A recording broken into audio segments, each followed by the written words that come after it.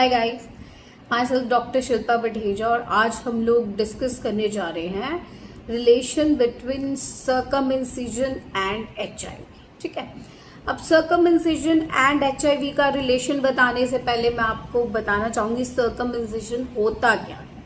ठीक है, सर्कमइंसिजन होता है जो पीनिस होता है उसके फ्रंट की स्किन को रिमूव कर देना। ठीक है, उसकी फॉरमोस्ट जो स्किन होती है फ्रंट की उसको रिमूव करने को सर्कमइंसिजन बोलते हैं। ठीक है, आप देखते होंगे कि कुछ रिलीजन्स में बचपन में ही सर्कमइंसिजन कर दिया जाता है।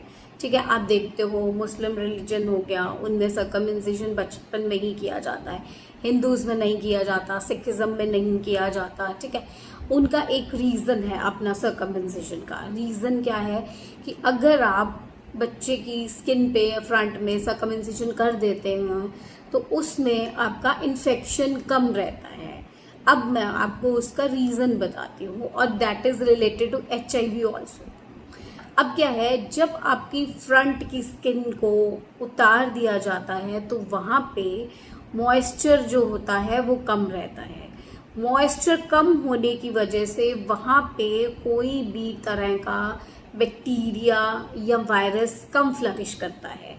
जब आपकी स्किन वहाँ पे आगे की रहती है तो जब आप यूरिन पास करते हैं तो वो थोड़ा सा जो यूरिन होता है एंड का कुछ ड्रॉप्स जो होती हैं वो वहीं पे रह जाती हैं। वहाँ पे रहने की वजह से मॉइस्ट कांटेक्ट होने की वजह से वहाँ पे फंगल इन्फेक्शंस, बैक्टीरियल इन्फेक्शंस और वायरल इन्फेक्शंस ज़्यादा फ्लरिश करते हैं।